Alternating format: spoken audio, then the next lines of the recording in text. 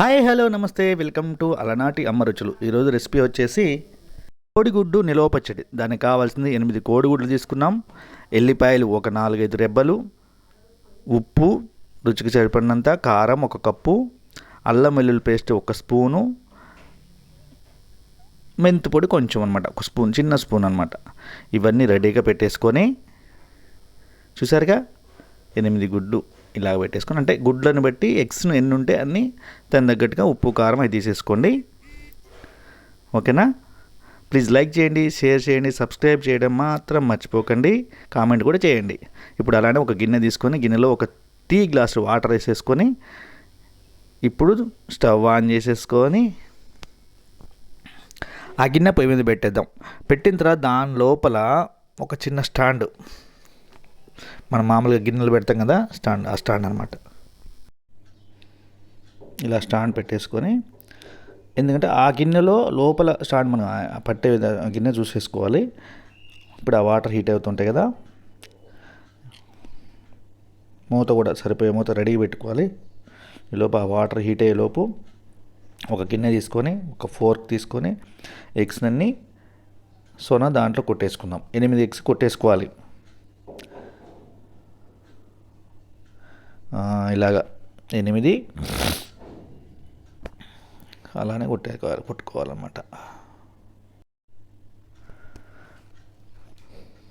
జాగ్రత్తగా అవేమి పెంకులు పడకుండా చూసుకోండి, ఎందుకంటే మళ్ళీ పచ్చడి పెట్టిన తర్వాత దాంట్లో మనకు తగులుతూ ఉంటాయి.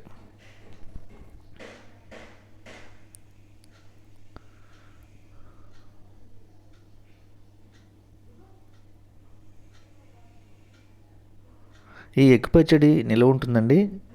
మనం పిల్లలకు కానీ ఎవరికైనా లంచ్ బాక్స్లు ఇవ్వడానికి, లేదంటే ఎటైనా బయటికి పంపించడానికి కానీ మంచిగా చేసుకొని ప్యాక్ చేసి పంపించవచ్చు. ఇది నియర్లీ 2 months మంచిగా ఉంటుంది రెగ్యులర్ ఫ్రిడ్జ్లో పెట్టేసుకుంటే. టేస్ట్ మాత్రం చాలా ఎక్సలెంట్గా ఉంటుంది. స్నాక్లా కూడా తినవచ్చు అనమాట. కర్రీలా తినొచ్చు, స్నాక్లా తినొచ్చు, మనం పూరి చపాతీ చేసుకుంటే దాంట్లో కూడా తినొచ్చు. చాలా చాలా టేస్టీగా ఉంటుంది. అసలు ఎగ్ తినని వాళ్ళు కూడా ఇది తినేస్తారండి. అది చికెన్ ఎగ్ కూడా అర్థం కాదు, అంత అలా ఉంటుంది చూడటానికి. ఇప్పుడు 1 స్పూను ఉప్పు అయితే వేసేసుకుంటున్నాం దీంట్లో. మళ్ళీ కావాలంటే మళ్ళీ అప్పుడు మనం ఫ్రై చేసేటప్పుడు మళ్ళీ అప్పుడు కొంచెం వేసుకోవచ్చు, టేస్ట్ చూసుకొని. ఉప్పు సరిపోతే చూసుకొని జాగ్రత్తగా వేసుకోవాలి, ఎందుకంటే ఉప్పు ఏమాత్రం ఎక్కువైనా తినలేమన్నమాట. ఇప్పుడు ఇవన్నీ బాగా కలవాలి, మొత్తం ఎల్లో వైట్ మొత్తం మిక్స్ అవ్వాలి. కొంచెం పెప్పర్ కూడా వేసాను దీంట్లో, 1 స్పూన్, చిన్న 1/2 స్పూన్ అనమాట. పెప్పర్ వేస్తే ఆ ఫ్లేవర్ బాగుంటుందండి, పెప్పర్ కంపల్సరీ వేసుకోండి. చూసారా, ఇవన్నీ బాగా కలవాలి. మొత్తం ఎల్లో ప్లస్ వైట్ ఉంది కదా, 2 బాగా మిక్స్ అవ్వాలి. చూసారా, ఇట్లా ఏమాత్రం అవి లేకుండా, ఎల్లో లేకుండా మొత్తం మిక్స్ అయిపోవాలి. కొంతమంది అయితే మిక్సీ కూడా పడుతున్నారండి. మిక్సీ మీ ఇష్టం, మీరు మిక్సీ కావాలంటే మిక్సీ కూడా పట్టుకోవచ్చు. ఇప్పుడు ఆ గిన్నెలో పట్టడానికి ఈ గిన్నె ఇంకోటి ఒక బౌల్ చూసుకోవాలి, ఇలాంటి బౌల్. దాంట్లో ఆయిల్ వేసుకొని ఆ బౌల్ మొత్తానికి లోపల, ఎందుకంటే ఎగ్గు దీంట్లో వేస్తాం కదా, అంటుకోకుండా ఉండటానికి లోపల మొత్తం రాయాలి నీట్గా ఆయిల్ అంతా. మీరు ఇంట్లో నెయ్యి ఉంటే నెయ్యి కూడా రాసుకోవచ్చండి, మనకి అవైలబుల్ లేదని మా ఆయిల్ అయితే రాస్తున్నాం మేము. ఇట్లా మొత్తం అంచులుగా రాసుకోవాలి. అయితే మీరు ఇక్కడ ఒకటి గమనించాలి, ఈ లోపల డిజైన్ ఉంది కదా, డిజైన్ లేని గిన్నె చూసుకోవడం మంచిది. చూసారా, ఆ గిన్నె లోపల ఇది పెట్టాం. ఇప్పుడు ఆ ఎగ్ మొత్తం దాంట్లో పోసేసుకోవాలి.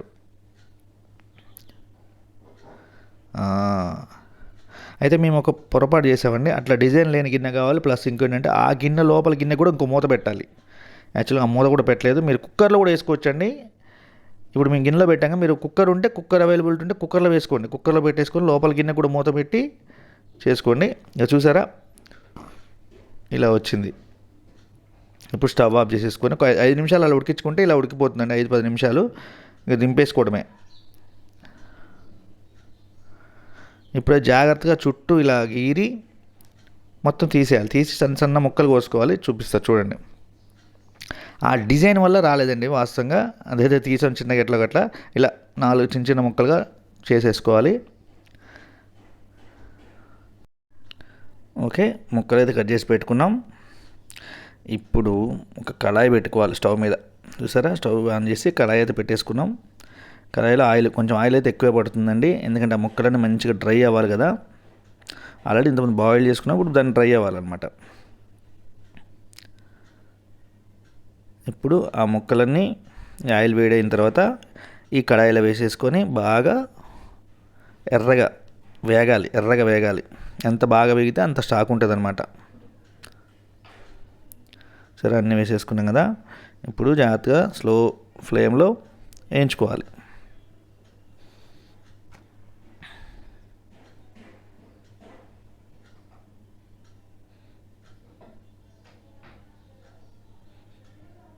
అలా తిప్పుతూ సిమ్లో పెట్టేసుకొని వేయించుకోవాలి. మీకు త్వరగా కావాలి అన్నీ లేట్ అవుతుందంటే హైలో పెట్టుకోండి. మరి పర్లేదు, టైం అయినా పర్లేదు, స్లోగా వేయించుకుంటే మాత్రం ఫ్లేవర్ మంచిగా ఉంటుంది, ఫ్లేవర్ పోదనమాట. చూసారా ఎలా అవుతుంది, లా అవుతున్నాయి, ఉబ్బుతున్నాయి, మళ్ళీ తగ్గిపోతాయి అవి తర్వాత చల్లారిన తర్వాత చిన్నగా అయిపోతాయి.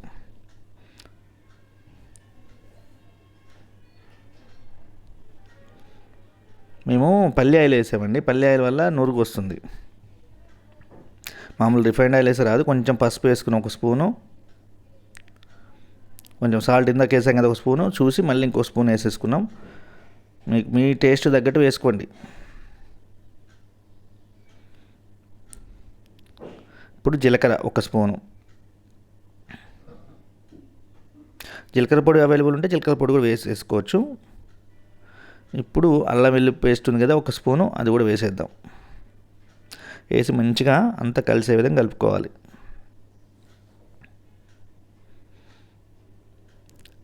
పల్లి ఆయిల్ వల్లే నురుగు వస్తుంది, చూసారా, ఏంగా తగ్గిపోతుందండి, ఇబ్బంది ఏం లేదు. తర్వాత ఎల్లిపాయలు దంచుకునేవి 4 కచ్చాపచ్చా దంచుకొని వేసుకోవాలి. బాబా, చూసారా, ఎల్లిపాయలు వేయగానే అంత ఫ్లేవర్ అంతా మారిపోయిందండి, వాసన అసలు బాబా మామూలు రాట స్మెల్. ఇప్పుడు మెంతిపొడి ఆల్రెడీ తీసి పెట్టుకున్నాం కదా పక్కన, ఆ మెంతిపొడి కూడా వేసేసాం.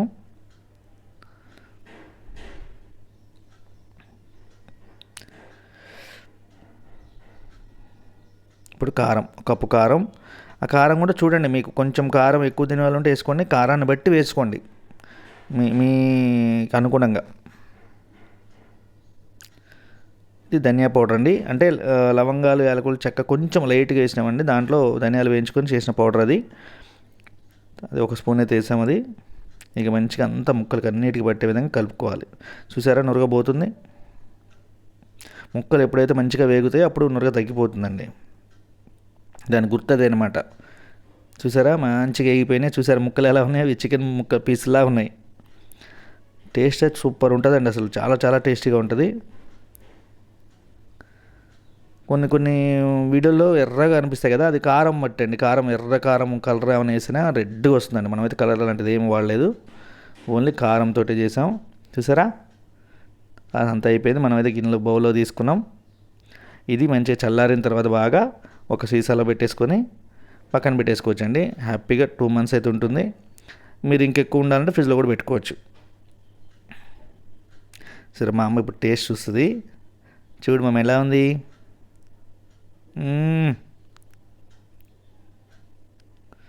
సూపరా, ఓకే. మీరు కూడా చూడండి, చేసుకోండి, మేము ఎలా చేసాం అలా చేయండి.